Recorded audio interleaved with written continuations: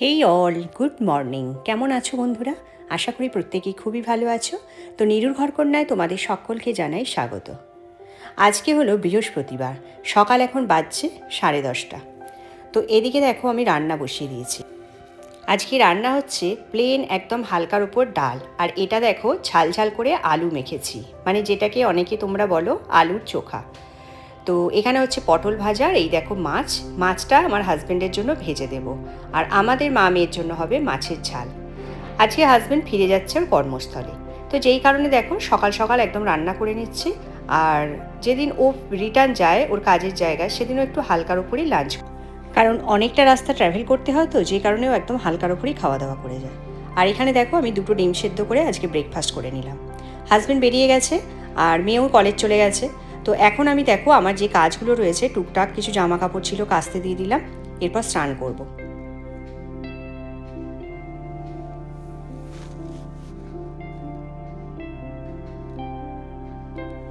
তো আজকে তো বৃহস্পতিবার, তোমাদের প্রথমেই বললাম।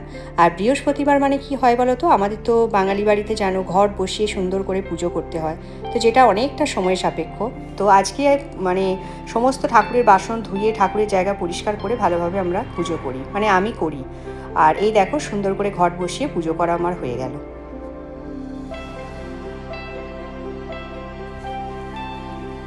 তো এখন বাজছে 1:30, আর এদিকে দেখো আমি একটু বোঁদে দিয়ে আর দই দিয়ে রায়তা বানিয়েছি।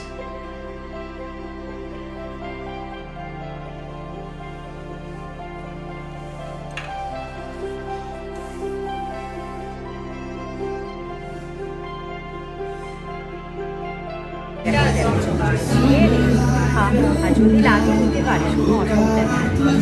আমাদের চা খাইতে পারে। আর এখানে ব্লাউজ চলছে, জানি না তোমরা কতটা। তো বন্ধুরা আমি একটু বেরিয়েছি আমার মেয়েকে সঙ্গে করে।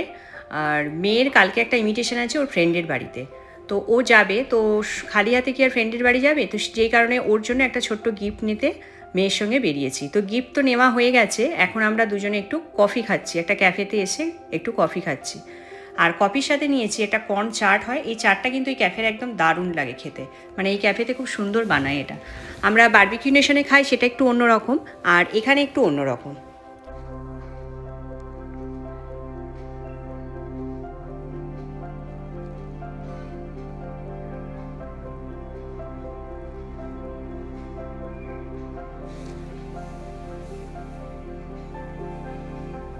তো এই দেখো আমি বাড়ি চলে এসেছি, আর এই যে ছোট্টই একটা গিফট হ্যাম্পার নিয়েছি, আর এখানে কিছু মিষ্টিও রয়েছে। আর আসার সময় কিছু দেখো তাজা ফুলও পেয়েছি, কি সুন্দর ফুলের কালারগুলো দেখো, এই ফুলগুলো নিয়ে এসেছি। তো আর্টিফিশিয়াল ফ্লাওয়ার তো সবসময় থাকে, বাড়ির সব দিকেই রয়েছে টুকটাক আমার, কিন্তু এরকম ফ্রেশ যে ফ্লাওয়ারগুলো সেগুলো তো সবসময় আনা হয় না। যখন দেখতে পাই অবশ্য আমি নিয়ে আসার চেষ্টা করি বাড়িতে। তো কালারগুলো কিন্তু দারুণ দেখো। আর এরকম ফ্রেশ ফ্লাওয়ারগুলো তুমি বাড়ির যেই দিকটায় রাখবে সেই দিকটাই কিন্তু দারুণ সুন্দর একটা সুগন্ধ ছড়ায়, তাই না? আর সব থেকে বড় কথা কি বলো তো, যখন রাত্রে শুতে যাওয়ার সময় সমস্ত দরজা জানলা এঁটে দেওয়া হয়, তারপর দেখবে যে কোনো কর্নার, মানে তুমি যদি হলে রাখো বা তোমার বেডরুমে রাখো, চারপাশটাই একদম দারুণ সুন্দর একটা সুগন্ধ ছাড়ে। তো আমি এখন সাজিয়ে দিলাম এটা, দেখো কি সুন্দর কালারগুলো।